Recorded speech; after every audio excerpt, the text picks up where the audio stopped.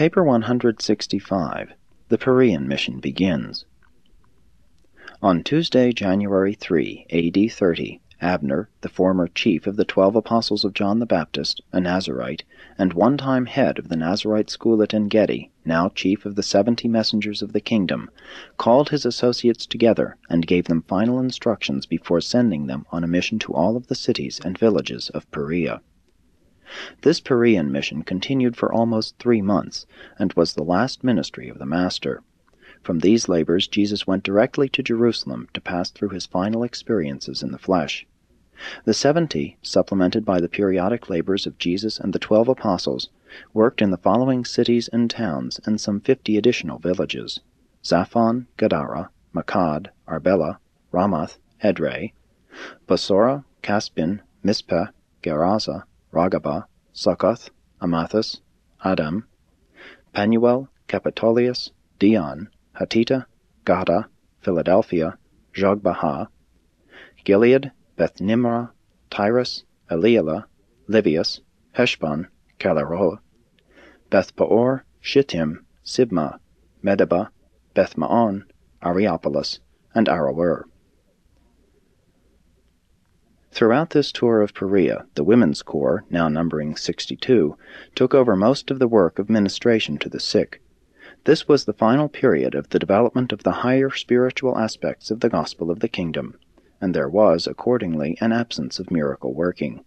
No other part of Palestine was so thoroughly worked by the apostles and disciples of Jesus, and in no other region did the better classes of citizens so generally accept the Master's teaching. Perea at this time was about equally Gentile and Jewish, the Jews having been generally removed from these regions during the times of Judas Maccabee. Perea was the most beautiful and picturesque province of all Palestine. It was generally referred to by the Jews as the land beyond the Jordan. Throughout this period, Jesus divided his time between the camp at Pella and trips with the 12 to assist the 70 in the various cities where they taught and preached. Under Abner's instructions, the 70 baptized all believers, although Jesus had not so charged them. 1. At the Pella camp. By the middle of January, more than 1,200 persons were gathered together at Pella, and Jesus taught this multitude at least once each day when he was in residence at the camp, usually speaking at 9 o'clock in the morning, if not prevented by rain. Peter and the other apostles taught each afternoon. The evenings Jesus reserved for the usual sessions of questions and answers with the 12 and other advanced disciples. The evening groups averaged about 50. By the middle of March, the time when Jesus began his journey toward Jerusalem, over 4,000 persons composed the large audience which heard Jesus or Peter preach each morning.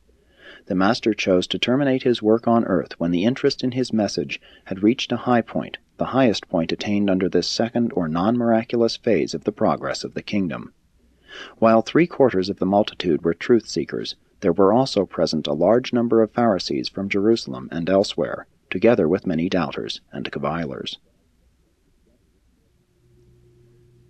Jesus and the 12 apostles devoted much of their time to the multitude assembled at the Pella camp. The 12 paid little or no attention to the field work, only going out with Jesus to visit Abner's associates from time to time. Abner was very familiar with the Perean district, since this was the field in which his former master, John the Baptist, had done most of his work. After beginning the Perean mission, Abner and the 70 never returned to the Pella camp. 2. Sermon on the Good Shepherd. A company of over 300 Jerusalemites, Pharisees, and others followed Jesus north to Pella when he hastened away from the jurisdiction of the Jewish rulers at the ending of the Feast of the Dedication. And it was in the presence of these Jewish teachers and leaders, as well as in the hearing of the 12 apostles, that Jesus preached the Sermon on the Good Shepherd. After half an hour of informal discussion, speaking to a group of about 100, Jesus said, "On this night I have much to tell you, and since many of you are my disciples, and some of you my bitter enemies, I will present my teaching in a parable, so that you may each take for yourself that which finds a reception in your heart. Tonight here before me are men who would be willing to die for me and for this gospel of the kingdom, and some of them will so offer themselves in the years to come. And here also are some of you, slaves of tradition, who have followed me down from Jerusalem, and who, with your darkened and deluded leaders, seek to kill the Son of Man. The life which I now live in the flesh shall judge both of you, the true shepherds and the false shepherds. If the false shepherd were blind, he would have no sin. But you claim that you see, you profess to be teachers in Israel. Therefore does your sin remain upon you. The true shepherd gathers his flock into the fold for the night in times of danger. And when the morning has come, he enters into the fold by the door, and when he calls, the sheep know his voice. Every shepherd who gains entrance to the sheepfold by any other means than by the door is a thief and a robber. The true shepherd enters the fold after the porter has opened the door for him, and his sheep, knowing his voice, come out at his word. And when they that are his are thus brought forth, the true shepherd goes before them, he leads the way, and the sheep follow him. His sheep follow him because they know his voice. They will not follow a stranger. They will flee from the stranger because they know not his voice. This multitude which is gathered about us here are like sheep without a shepherd. But when we speak to them, they know the shepherd's voice, and they follow after us. At least, those who hunger for truth and thirst for righteousness do. Some of you are not of my fold. You know not my voice, and you do not follow me. And because you are false shepherds, the sheep know not your voice, and will not follow you. And when Jesus had spoken this parable, no one asked him a question. After a time he began to speak, and went on to discuss the parable.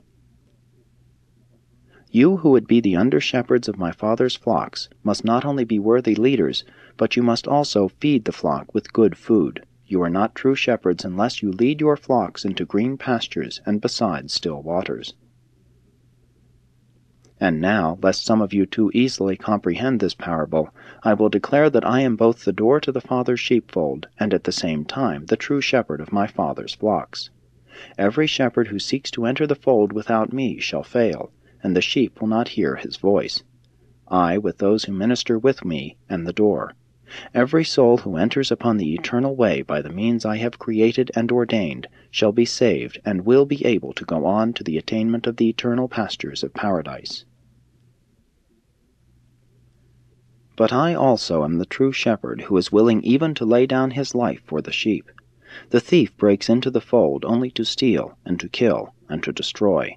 But I have come that you may all have life and have it more abundantly. He who is a hireling, when danger arises, will flee and allow the sheep to be scattered and destroyed.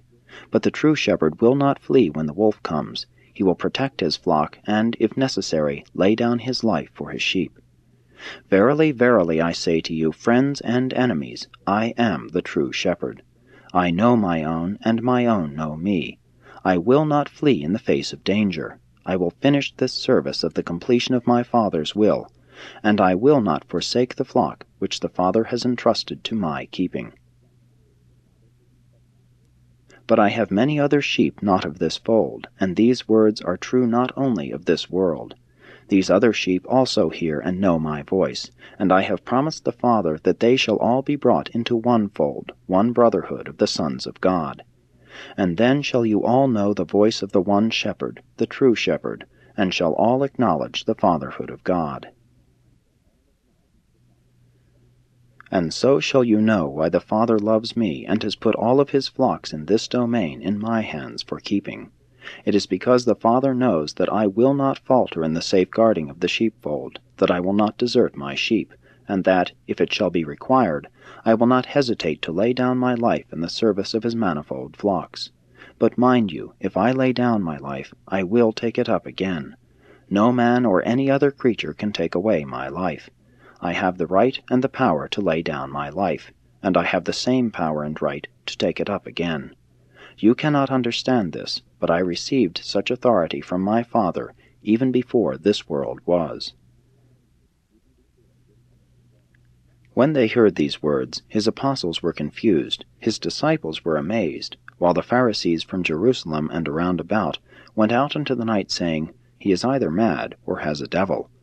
But even some of the Jerusalem teachers said, He speaks like one having authority, Besides, whoever saw one having a devil open the eyes of a man born